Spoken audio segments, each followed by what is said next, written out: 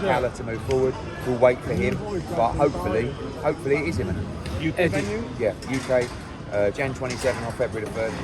I think Spurs on February the 3rd for one. Eddie, how difficult would it be with Anthony Joshua's broadcasting, obviously DAZN exclusive, how difficult would that be for him to go on to that card? Look, at the moment, like I said, there's conversations with a number of fighters. I've seen various reports. I don't know if that is the case. All I'm interested in is our fighters. Again, sounds all very exciting, but we'll see where it leads over the next few days. One of the rumours was Dmitry Bivol was always going to feature on that card. I think Kalajic and then Richard Rivera was going to as another opponent. Can you reveal a bit more on that? Yeah, well, Dmitry Bivol was due or might be due to fight on January the 13th in America, but obviously there have been a number of talks, and if it makes sense for our fighters, and again, all sounds very exciting, then we'll definitely look to pursue it. But at this stage, obviously, there's a lot of work that needs to be done. Perfect. One of your fighters that's on the rise at the moment is Dalton Smith, who's coming off a great win against Sam Maxwell. How likely is it that we see him against a Harlem Eubank who won last night? Yeah, we made an offer to Wasserman for Harlem Eubank. I think that's a massive domestic fight. I don't think they're going to want to take that fight. I mean, you've heard Senior last night say about him moving up to 147.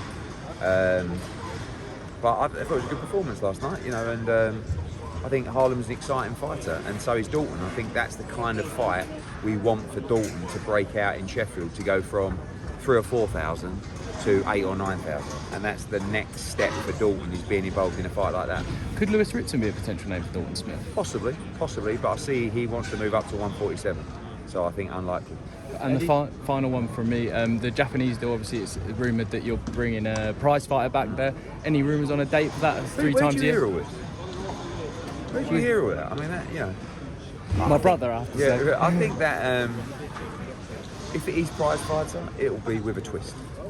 It won't be the traditional format, but could be some kind of... I talk too much. Every time I do an interview, I go back, Frank Smith says to me, we said that we weren't going to discuss that. So, yeah. But you already said it to me, so a good chance, but a super duper duper one. I'll try and find Frank Smith as well. Yeah, ask him. He's Mr. Japan. Eddie, Tony Sims told me that within the next week, John Ryder will have a big fight announced in the US. It'll be the biggest name outside of available world champions. Yeah. Is it a Munguia fight? Yeah, that is a fight that we're in negotiations with. I think it's a great fight for both, to be honest with you. I mean, John did really well against Canelo in Mexico. I think Munguia could be in the mix for Canelo Alvarez, but obviously at the same time, if he can beat Ryder and do it in style, he would be might even be a front runner. So it's a good opportunity for him. But we, as Team Ryder, fancy that fight. We think he wins the fight. I think it's a tremendous fight, and hopefully we can get it over the line. Eddie, you announced a lot of UK stars on the Edwards Rodriguez undercard. Why is it so important for you to give Brits the opportunity to fight on a card of stateside? I just think it's a string to our bow that other people don't have. So if someone wants to put a fighter on internationally, they have to rely on someone else's card, which is really difficult to do because they don't want to give that fighter a TV slot. They want to put him on early on the night and sort of get him out of the way.